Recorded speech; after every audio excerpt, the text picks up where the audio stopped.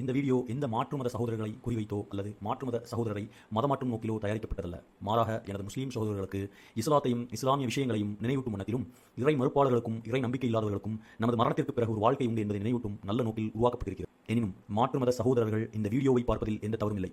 உங்கள் மனதில் ஏற்படும் கேள்விகளை கமெண்டில் அல்லது கொடுக்கப்பட்ட மெயில் ஐடியில் பதிவிட்டு அதற்குண்டான பதிலை இன்ஷா அல்லாஹ் அடுத்தடுத்த வீடியோக்களிலோ அல்லது நேரடி பதிலாகவோ பெற்றுக்கொள்வீர்கள் இன்ஷா அல்லாஹ். This video is not intended to target or convert individuals for the faith to Islam. Rather, it is created to remind my Muslim brothers and sisters about Islam and Islamic matters. Additionally, it serves to remind atheists and non-believers of life after death with good intentions. However, individuals of other faiths are welcome to watch this video. If you have any questions, please feel free to post them in the comments or send them to the provided email address. We will strive to address your queries in subsequent videos or directly, inshallah. Assalamu alaikum, my brothers and sisters. இப்ப நான் எதுக்கு ஷார்ட்டா சொல்றேன்னா, ஏன்னா நம்ம நேரம் கருதி இதை ஷார்ட்டா சொல்றேன். பெரும்பாலும் எல்லா முஸ்லீம்களுக்கும் தெரியும் நபிஸ்லாசம் எப்படி இருப்பாங்க, நபிஸ்லாசமோட உண்மை தன்மை என்ன அப்படிங்கிறது தெரியும். வேணும்னா கமெண்ட் பண்ணுங்க, வீடியோ பண்ணிடலாம். நம்ம இப்போ அடுத்தடுத்து பேச வேண்டிய விஷயங்கள் இருக்கிறதுனால இதை மட்டும் போட்டோம்னா ஒரு பெரிய நீள வீடியோவா ஆயிடக்கூடாது. அதனால ஷார்ட்டா சொல்றேன். சோ அந்த மனிதருக்கு தான் குகையில போய் தவம் செஞ்சு எப்படி அல்லாஹ்ங்கிற ஒரு இறைவன் இருக்கிறான், இஸ்லாம் என்ற ஒரு மார்க்கம் இருக்கிறது, அதை அறிந்து மக்களுக்கு சொல்றாங்க. இப்போ நம்ம எதன் வாயிலாக இஸ்லாம் ஒண்ணு இருக்கு, நிச்சயமாக 100% இருக்கு அப்படிங்கிறத எதன் வாயிலாக நம்ம உறுதி செய்யணும் அப்படின்னா நபிகள் நாயகம் ஸல்லல்லாஹு அலைஹி வஸல்லம் அவங்கள வச்சுதான். ஏன்னா நீங்களும் அல்லாஹ்வை பார்த்தது கிடையாது, நானும் அல்லாஹ்வை பார்த்தது கிடையாது, இந்த உலகத்தில் உள்ள எந்த மனிதனும் யாரையும் பார்த்தே கிடையாது. ஓகேங்களா? நம்ம மறைமுகமாக நம்பிக்கை வைக்கிறோம். இப்போ இறை மறுப்பாளர்களும் இறை நம்பிக்கை இல்லாதவர்களும் பல கேள்வி எழுப்புவாங்க. இறைவனை ப்ரூவ் பண்ண முடியுமா, சயின்ஸை வச்சு ப்ரூவ் பண்ண முடியுமா அப்படிங்கிற மாதிரி கேள்வி எழுப்புவாங்க. அதுக்குரிய விஷயங்களை நம்ம பின்னாடி கொண்டு வரேன். அப்போ நம்ம எதை வச்சு நம்பணும்னா நபிகள் நாயகம் ஸல்லல்லாஹு அலைஹி வஸல்லம் அவங்க சொன்னதை வச்சு. அவங்க எப்படிப்பட்ட மனிதர்? அவர் ஒரு உண்மையாளர், அவர் ஒரு நேர்மையாளர். ஓகேங்களா? அதுக்கப்புறம் நீங்க இஸ்லாத்தையும் இஸ்லாமிய விஷயங்களையும் அதில் கூறப்பட்டபடி நீங்க ஃபாலோ பண்ணும்போது இன்ஷா அல்லாஹ் அல்லாஹ்வை நீங்கள் உணரலாம். எப்படி அல்லாஹ்வை உணரலாம். ஆனா 100% இந்த உலகத்துல கொண்டு வந்து இப்ப நான் ஒரு எக்ஸ்பீரியன்ஸ் பண்ணி இந்த உலகத்துல நான் நிரூபிக்க முடியுமான்னு கேட்டா நிரூபிக்க முடியாது. ஏன்? இறைவனை நிரூபிக்க முடியுமா? நான் இப்போ அந்த இறை மறுப்பாளர்கள், அந்த இறை நம்பிக்கை இல்லாதவர்கள் அவங்க சைட்லயே அவங்களுக்கே நான் சப்போர்ட் பண்ணி பேசுறேன். ஏன்னா சப்போர்ட் இல்ல, அவங்க சொல்ற ஒரு பாயிண்டே நானும் சொல்றேன். அல்லாஹ்வை ப்ரூவ் பண்ண முடியுமான்னு கேட்டா ப்ரூவ் பண்ண முடியாது. ஏன்னா இஸ்லாமோட பேஸே அதுதான், இஸ்லாமோட பேசிக்கே அதுதான், மறைமுகமாக நம்பிக்கை கொள்வது. ஓகேங்களா? அல்லாஹோட குதிரத்தை வச்சிருக்கான், அதாவது குதிரத்துனா அல்லாஹோட வல்லமைகளை அங்கங்க வச்சிருக்கான். ஓகேங்களா? வானம் எவ்வளவு ஒரு அன்லிமிட்டட் ஆனது, அதை யாரும் நோக்கி போக முடியாது. எப்படி அந்த வானம் என்ன கண்டென்ட், என்ன ஒரு மெட்டீரியல் எதுன்னே தெரியாது. அது எதாவது ஆனது, அந்த வானம் எதாவது ஆனதுன்னு இன்ன வரைக்கும் யாராலையுமே கண்டுபிடிக்க முடியாது. புரியுதுங்களா? இது ஒரு வல்லமை. அந்த வானம் எதை வச்சு நிக்குது? ஒரு பில்லரை வச்சா நிக்குது இல்ல, ஒரு அந்தரத்துல இருக்குது. புரியுதுங்களா? இது வல்லமை, அல்லாஹ்வுடைய வல்லமை. ஆனா அல்லாஹ்வை நம்ம நேரடியா நம்ம ப்ரூவ் பண்ண முடியுமான்னு கேட்டா ப்ரூவ் பண்ண முடியாது. ஏன்னா அல்லாஹ் தான் அந்த உலகத்தை அப்படி படைச்சிருக்கிறான். சொல்ல போறேன், இனி வரும் நேரங்கள்ல சொல்ல போறேன். சோ வெயிட் பண்ணுங்க.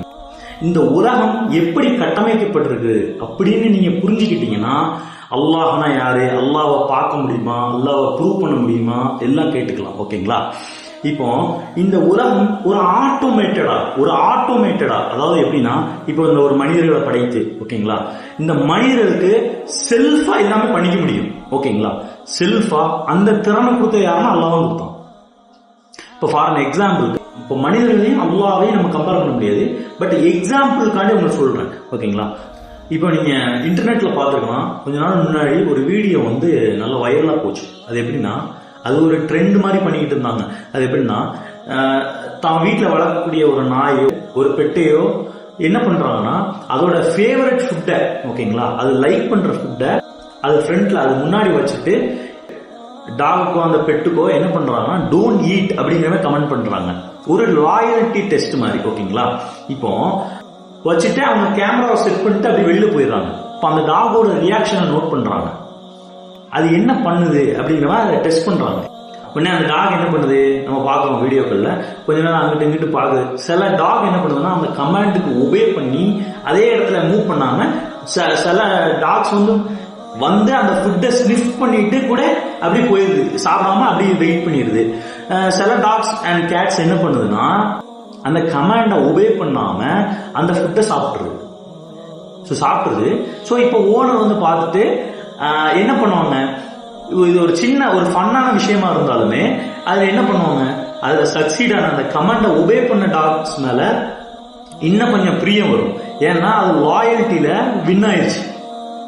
இப்ப அதே மாதிரி ஃபெயிலான டாக்ஸ் பார்த்தீங்கன்னா லாயல்ட்டியில லூஸ் ஆயிடுச்சு. ஓகேங்களா, ஒரு சின்ன அதிருப்தி வருவான். இது ஒரு ஃபன்னான விஷயம் தான், உங்களுக்கு புரியணும் அப்படிங்கிறதுக்காண்டி ஒரு சாம்பிள், ஒரு எக்ஸாம்பிளோட சொல்லணும், அதுக்காண்டி சொல்லியிருந்தேன். இதே மாதிரி தான் இந்த உலகத்துல அல்லாஹ் நம்ம மனிதர்களுக்கு எல்லா வித விருப்பு வெறுப்புகளையும் தந்திருக்கான். ஓகேங்களா, ஒரு மனிதனுக்கு பொறாமன்ற குணம் இருக்கும், எல்லா நல்ல விஷய குணங்களும் எல்லா கெட்ட விஷய குணங்களும் அந்த மனிதர்கிட்ட ஃபீட் பண்ணப்பட்டிருக்கும். ஓகேங்களா, இப்போ அல்லாஹ் இஸ்லாம் அப்படிங்கிற ஒரு மார்க்கத்தை இப்ப மாற்று மத சகோதரர் கூட இந்த வீடியோ பார்த்துட்டு இருக்கலாம், என்னடா இஸ்லாம் தான் உண்மை அப்படிங்கிற பேசுறானே அப்படின்னு. இப்ப நீங்க கூட எடுத்துக்கோங்க, இப்ப நீங்க இப்ப ஒரு எக்ஸாம்பிளுக்கு ஏதோ ஒரு எக்ஸ்ங்கிற ஒரு மதத்துல இருக்கீங்க. இப்ப நீங்க உங்க பிலீவ் படி அதை வந்து ட்ரூத்னு இது பண்ணுவீங்க. ஓகேங்களா, இப்ப நான் பேசுறது இஸ்லாமிய நம்பிக்கை சார்ந்ததான் பேசுறனுடைய, இது யாரையும் அஃபன் பண்றதுக்காண்டி பேசல. ஓகேங்களா, சோ அதை மட்டும் தெளிவு பண்ணிட்டு பாருங்க. சோ அதுதான் நான் முன்னாடி சொன்ன மாதிரி மனிதர்களுக்கு எல்லா விருப்பங்களும் எல்லாமே இருக்கும். ஓகேங்களா, இப்போ மனிதனை நெறிப்படுத்தணும். இப்போ அல்லாஹ் மேல எஜமானா உட்கார்ந்துருக்கும். ஓகேங்களா, உட்கார்ந்துட்டு மனிதனுக்கு ஒரு கடிவாளத்தை கொடுத்துருக்கான். அதுதான் அந்த இஸ்லாம் அப்படிங்கிற கடிவாளத்தை கொடுத்துருக்கான். ஓகேங்களா, குதிரைக்கு கடிவாளம் இருக்கிற மாதிரி இப்ப மனிதன் அங்கங்க ஒழுக்கம் தவிர எல்லா பக்கம் போறானா, எல்லா விஷயத்தையும் பண்றானா, எல்லா செயல்களையும் மேல பாயிறானா, இல்ல அல்லாஹ் ஒருத்தர் இருக்கான், நம்ம ஒரு உத்தம தூதர் நபிகள் நாயகம் ஸல்லல்லாஹு அலைஹி வஸல்லம் அவங்களை இறக்கி இந்த இஸ்லாத்தை பரவ செய்தோம், அந்த இஸ்லாத்தின்படி வாழ்றானா அப்படிங்கிற மாதிரி அல்லாஹ் நம்மளை டெஸ்ட் பண்றதுக்காண்டி தான் அந்த உலகத்துல அனுப்பியிருக்கான்.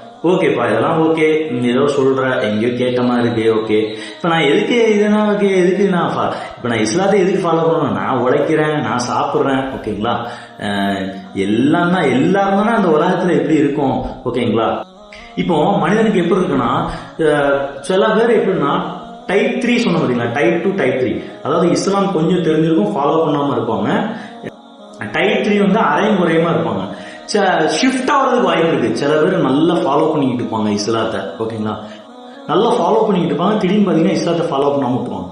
ஏன்னா ஷைத்தான் அவங்களுடைய உள்ளத்தை எப்படி போடுவாங்கன்னா, இப்ப நீங்க என்ன கட்டுக்கோப்பா தொழுதுகிட்டு இருக்க, நீ உழைக்கிற, நீ சாப்பிடுற, ஓகே, இதே மாதிரிதான் அங்க ஒருத்தன் குடிச்சுக்கிட்டு ஒரு ஒழுக்கம் இல்லாம எல்லா தவறுகளையும் செஞ்சுட்டு சுத்திக்கிட்டு இருக்கான், அவனுக்கு எந்த வித நோய் நொடி இல்லாம நீட்டா சூப்பரா வாழ்ந்துகிட்டு இருக்கானே, அப்புறம் உனக்கு எதுக்கு இஸ்லாம் அப்படிங்கிற மாதிரி நம்மளுடைய உள்ளத்துல போட்டு மக்களை எல்லாத்தையும் கலங்கடிச்சு வெளியில கொண்டு வரதுக்கு பார்ப்பாங்க ஷைத்தான்.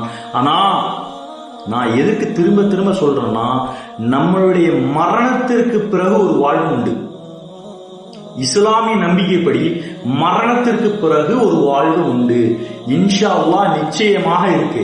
ஏன் சொல்றேன், இதை யார் சொன்னா, உத்தம தூதர் நபிகள் நாயகம் ஸல்லல்லாஹு அலைஹி வஸல்லம் அவங்களின் வாயிலாக அறிவிக்கப்பட்ட விஷயங்கள் இதெல்லாம்.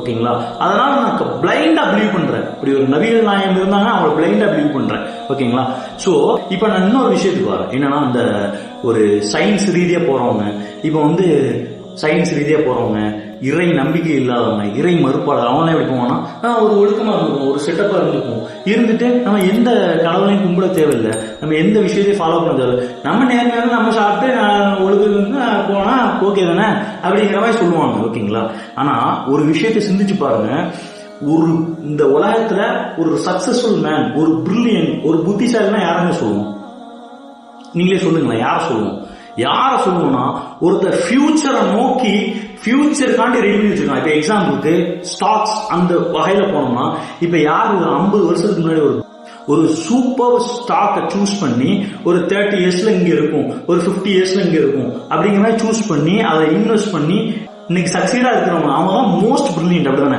ஃபியூச்சர் இப்போ யாரெல்லாம் எடுத்துக்கோங்க, மோஸ்ட் சக்சஸ்ஃபுல் பர்சன் யாரெல்லாம் எடுத்துக்கோங்க, அவங்க ஃபியூச்சரை நோக்கி ஒரு செட்டப் வச்சிருப்பாங்க, அது மேல ஒர்க் பண்ணுவாங்க. அது அவ்வளோ பிரில்லியண்டா ஒர்க் ஆகும். ஏன்னா அவங்களுக்கு நிறைய விஷயங்கள் தெரிஞ்சிருக்கும், பினான்சியல் ரீதியாகவும் சரி எல்லா ரீதியாகவும் நிறைய விஷயங்கள் தெரிஞ்சிருக்கும். அதை நோக்கி ஒர்க் பண்ணுவாங்க, அதை எப்படி சக்சீட் ஆகும். அதுதானே ஃபியூச்சரை நோக்கி நம்ம ஃபியூச்சர் எப்படி இருக்கு, இப்போ யாரா இருந்தாலும் சரி ஃபியூச்சர் எப்படி இருக்கும், ஃபியூச்சருக்காண்டி எப்படி பண்ணணும். இப்போ ஒரு சயின்டிஸ்ட்னாலும் அவனுக்கு ஒரு அக்கறை இருக்கும். என்ன மாதிரியான அக்கறை இருக்கும்னா, உலகம் இப்ப யாருக்குமே இல்லாம போயிடக்கூடாது, தண்ணி வளங்கள் வத்திடக்கூடாது, இப்ப நம்ம மாசுபாடுகள் ஆயிடக்கூடாது, காற்று மாசுபாடு இருக்கு, அந்த மாசுபாடு இருக்கு, அந்த மாதிரி குளோபல் வார்மிங்கை கண்ட்ரோல் பண்ணணும். இந்த மாதிரி ஃபியூச்சர் நோக்கி இருக்கும். இதுதான் பிரில்லியன்சி, அப்படித்தானே? அப்போ இப்ப பிரில்லியன்சி இப்ப இஸ்லாத்தின் வகையில பார்த்தோம்னா, இஸ்லாத்தின் கண்ணோட்டத்துல பார்த்தோம்னா, எனக்கு மரணத்திற்கு பிறகு ஒரு வாழ்வு இருக்கு, ஓகேங்களா? அப்படிங்கிற மாதிரி ஹதீஸ்கள் வருது. அதாவது நபிஸ்லாசம் வாயிலாக அறிவிக்கப்பட்ட விஷயங்கள் வருது. அப்போ அவங்க சொன்ன மாதிரியே வாழ்ந்துட்டேன் இல்ல. இப்போ ஒரு மனிதர் இருக்காரு, அதாவது சயின்ஸ் ரீதியா கடவுள் இல்ல அப்படிங்கிற மாதிரி ஒரு மனிதர் இருக்காரு, ஓகேங்களா? இதே இஸ்லாத்தின்படி ஒரு மனிதர் இருக்காரு, இவரும் நன்மை செய்யறாரு, இவரும் நன்மை செய்யறாரு, எல்லாமே ஈக்குவலா இருக்கு. ஈக்குவல் மீன்ஸ் எல்லாமே ஈக்குவலா இருக்க முடியாது, ஆனா நல்ல விஷயங்கள் ரெண்டு பேர்ட்டையுமே இருக்கு. ஆனா இஸ்லாத்தின்படி என்ன வருதுன்னா, யார் அல்லாஹ்வுக்காக செய்கிறார்களோ, ஓகேங்களா, மனிதருக்காக இல்லாம யார் அல்லாஹ்வுக்காக செய்கிறார்களோ அந்த மாதிரி விஷயங்கள்லாம் அல்லாஹ் இடத்துல அங்கீகரிக்கப்படும். அந்த நம்பிக்கையோட செய்யணும், அல்லாஹ் இருக்கிறாங்க. அப்ப இவங்களுக்கு இந்த கடவுளுங்கிற நம்பிக்கையே இருக்காது, ஓகேங்களா? இந்த மனிதருக்கு கடவுளுங்கிற நம்பிக்கை இருக்கும், ஓகேங்களா? இப்ப நம்ம உலகத்தில் உள்ள விஷயத்தை எல்லாத்தையும் விட்டுருவோம், இங்க உள்ள பிளஸ் மைனஸ் எல்லாத்தையும் விட்டுருவோம். இப்போ நான் இறந்துட்டேன், இப்போ ரெண்டு மனிதருமே டெத் ஆகுறாங்க, இப்போ ரெண்டு பேருமே போறாங்க. இப்போ இஸ்லாத்தின் நம்பிக்கை எப்படி என்ன இருக்குன்னா, இறந்த உடனே கேள்வி கணக்கு உண்டு, ஓகேங்களா? கேள்வி கணக்கு உண்டு. அப்போ எந்த மாதிரி கேள்வி கணக்கு இருக்குன்னா, அந்த கிரேவ் யார்ட்ல நமக்கு கேள்வி கணக்கு இருக்கும். எப்படிப்பட்ட கேள்வி கணக்கு இருக்கும்? உன்னுடைய இறைவன் யாரு, உன்னுடைய ரப், உன்னுடைய இறைவன் யாரு, முதல் கேள்வி.